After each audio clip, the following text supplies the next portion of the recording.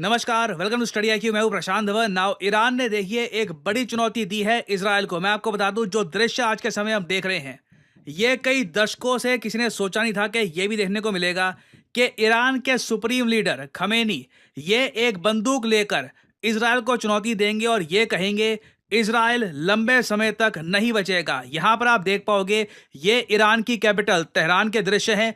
Millions of लोग इकट्ठा हुए, इजराइल के अगेंस्ट नारे लगे। यहाँ पे आप देख पाओगे, अगेन मैंने आज तक ईरान के सुप्रीम लीडर को पब्लिक में, पहली बात तो पब्लिक में ये जो इनके स्पीच होते हैं, सरमन होते हैं, पिछले 5 साल से नहीं हुए।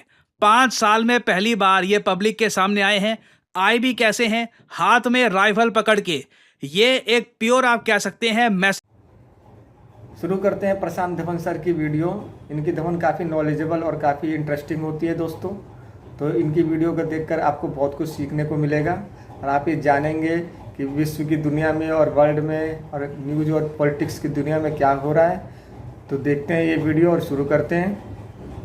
मैसेज है इजराइल को, और इन्होंने स्पीच में ये बात बोली भी है, Israel won't last long, Israel लंबे समय तक नहीं टिकेगा। ये इनका बहुत ही ज़्यादा स्ट्रॉन्ग मैसेज है इजराइल को, एक ऐसे टाइम में जब यूएस और इजराइल ऑलमोस्ट सर्टनली एक बड़ा अटैक करने वाले हैं ईरान के ऑयल रिसोर्सेज पर, जहां पे ऑयल अपना ईरान रिफाइन करता है या फिर स्टोर करता है, इसको डिस्ट्रॉय कर दिया जाएगा। ऐसे टाइम में ईरान के सुप्रीम लीडर ओपनली कहते हैं कि अभी हाल ही में जो हमने मिसाइल्स बरसाए हैं ना इजराइल पर, ये तो मिनिमम पनिशमेंट थी, सबसे कम पनिशमेंट इनके हिसाब से इन्होंने दी है इजराइल को। वेल, अभी सिंस कैजुअलिटी 0 है तो मैं भी यही कहूँगा मिनिमम पनिशमेंट है। ये कह रहे हैं कि इससे बहुत ज़्यादा ये कर सकते हैं इजराइल के साथ। अल्लाहु अकबर, अल्लाहु अकबर। इक़ामी नमाज़ जुम्आ नस्र बिइमामत वली अम्र मुस्लिमीन जहान। इय्याका नअबुदु व इय्याका नस्तईन, इहदिना सिरातल मुस्तकीम। और अगर यहाँ पे आप सोच रहे हैं कि ईरान के सुप्रीम लीडर खमेनी ये सब क्यों कर रहे हैं, देखो ये इजराइल की जो 5th जनरेशन वॉरफेयर है, इसको काउंटर कर रहे हैं। रिसेंटली आपको याद होगा, इजराइल के मीडिया ने ये बात फैला दी थी कि अब देखिए खमेनी डर चुके हैं, ये किसी अंडरग्राउंड बंकर में छुपे हैं, क्योंकि इनको पता है कि एक के बाद एक हिजबुल्लाह के जो लीडर हैं ये मारे गए, हमास के लीडर को ईरान में मार दिया, तो खमेनी पे भी अटैक हो सकता है। तो यहाँ पर देखिए खमेनी ने जो भी इजराइल की 5th जनरेशन वॉरफेयर थी उसका जवाब दिया है ओपनली, सामने आकर राइफल पकड़ के, कि कुछ भी तुम करोगे हम उसका जवाब देने के लिए तैयार हैं। और आगे देखिए ईरान ने एक वीडियो भी करी है रिलीज, यहाँ पर आप देख पाओगे, बहुत इंपॉर्टेंट वीडियो है।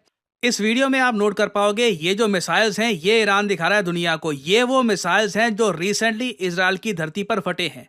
आपको याद होगा इससे पहले जब ईरान ने बहुत सारे मिसाइल्स गिरे थे इजराइल की धरती पर, वो था ऑपरेशन ट्रू प्रॉमिस। और जो रिसेंटली फिर से जो ईरान ने बैलिस्टिक मिसाइल्स गिराए हैं ऑल ओवर इजराइल, ये था ऑपरेशन ट्रू प्रॉमिस 2। और इसकी वीडियोस जो ईरान ने रिलीज करी है, इसमें उन्होंने दिखाया है कि इनके पास मिसाइल लॉन्चिंग आर्किटेक्चर कैसा है, फैसिलिटीज़ कैसी हैं, कैसे ये अपने मिसाइल स्टोर करते हैं, और किस तरीके से ईरान के जो स्पेशल रेवोल्यूशनरी गार्ड के लोग हैं, इन्होंने इन मिसाइल्स पर लिखा था इजराइल के बारे में कि ज़ायनिस्ट रजीम को ख़त्म कर देंगे और हिजबुल्लाह के चीफ को जो मारा गया ये गलत है। तो जिस पैशन से ये पूरा अटैक किया गया, इसके बारे में ईरान ने एक पूरी वीडियो करी है रिलीज। अगेन ये सब डायरेक्ट मैसेज है अमेरिकन को, इसराइलीज को, कि be prepared, operation true promise 3 भी ये लोग कर सकते हैं।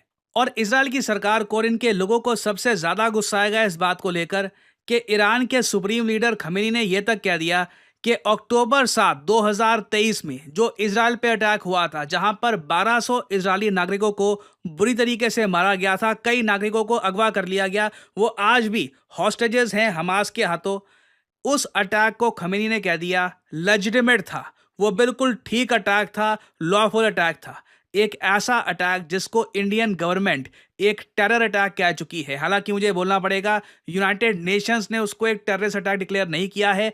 इजराइल इस बात को लेकर यूएन पे काफ़ी गुस्सा हो चुका है कि अभी तक यूएन ने इसे आतंकवादी हमला क्यों नहीं कहा। बाकी आप अगर देखें तो यूएस समेत कई कंट्रीज़ ने कहा है कि अक्टूबर 7 को जो अटैक हुआ था इजराइल पर, that was a terrorist attack. तो खमेनी देखिए उस अटैक को भी डिफेंड कर रहे हैं और इससे इजराइल में आक्रोश बढ़ेगा। और मुझे पर्सनली चिंता इस बात को लेकर है कि एक तरफ तो खमेनी यहां पर कह रहे हैं कि अक्टूबर 7 को जो अटैक हुआ था इजराइल पर वो बिल्कुल ठीक है, साथ ही साथ ये भी ऐड करते हैं कि अगर यूएसए और इजराइल ने मिलकर ईरान की एनर्जी फैसिलिटीज पे अटैक किया, इनके ऑयल स्टोरेज जो मैं आपको बता चुका हूं वहां पे अटैक किया, उस केस में ये लोग इजराइल की जो एनर्जी और गैस फैसिलिटीज हैं इन पे अटैक करेंगे।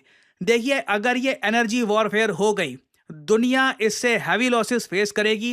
नेचुरल गैस के दाम, कच्चे तेल के दाम ये लगातार बढ़ते रहेंगे। ग्लोबल स्टॉक मार्केट क्रैश आ सकता है। एटलीस्ट मैं कहूँगा एशिया और यूएस में तो आपको इसका बड़ा इम्पैक्ट दिखेगा। और इंडिया का जो बजट है इस पर भी इसका एक नेगेटिव इम्पैक्ट आएगा। कच्चे तेल के दाम अगर बहुत ज़्यादा बढ़ जाते हैं तो हमारा इंपोर्ट बिल भी प्रोपोर्शनेटली बहुत ज़्यादा बढ़ जाएगा। और देखिए एक जेन्युइन मिलिट्री कॉन्फ्लिक्ट इजराइल और ईरान के बीच में हो सकती है, या फिर एटलीस्ट दोनों एक दूसरे के जो इकोनॉमिक एसेट्स हैं ये डिस्ट्रॉय कर सकते हैं। इसके चांसेस काफ़ी हाई इसलिए भी लग रहे हैं क्योंकि ईरान में देखिए कॉन्फिडेंस कमाल का है। रिसेंटली ईरान के जो ऑनवॉय हैं, जो इनके एम्बेसडर हैं टू इंडिया, इराज इलाही, यहाँ पे आप देख पाएंगे इनकी फोटो, इन्होंने एक स्टेटमेंट दी कि आज का ईरान, 2024 का ईरान वो ईरान नहीं है जो 1981 में हुआ करता था, जब सद्दाम हुसैन, इराक के सद्दाम हुसैन, इन्होंने इन्वेड कर दिया था ईरान के बड़े हिस्से को। तो ये यहाँ पर दुनिया को कह रहे हैं जो 1981 में इराक ने अकेले हमको हरा दिया था, वो एज्यूम मत कर लेना कि सेम केस यहाँ पे होगा। इस बार का ईरान बहुत स्ट्रांग है, अकेले इजराइल यूएस दोनों को संभाल लेगा। और दूसरी तरफ हम ये देख रहे हैं कि यूनाइटेड नेशन सिक्योरिटी काउंसिल ये इजराइल की निंदा कर रहा है क्योंकि इजराइल ने ब्लैकलिस्ट कर दिया है एंटोनियो गुतेरेस को, यूएन सेक्रेटरी जनरल, मतलब कि यूएन के जो चीफ हैं। इस टॉपिक पे मैं कल से वीडियो बना चुका हूं। तो यूनाइटेड नेशन सिक्योरिटी काउंसिल अब इजराइल को कह रहा है कि जो ये ब्लैक लिस्टिंग कर रखी है यूनाइटेड नेशंस के चीफ की, ये रिमूव करिए। Now Israel United nation security council की भी नहीं सुन रहा। और आज के समय जिस तरीके से ईरान ओपनली चुनौती दे रहा है इजराइल को, अनफॉर्चुनेटली बोलना पड़ेगा, something big is about to happen, कुछ बड़ा होकर रहेगा। कुछ अपडेट्स आती हैं इस टॉपिक से रिलेटेड तो मैं आपके लिए बाद में अपडेटेड वीडियो ले आऊंगा।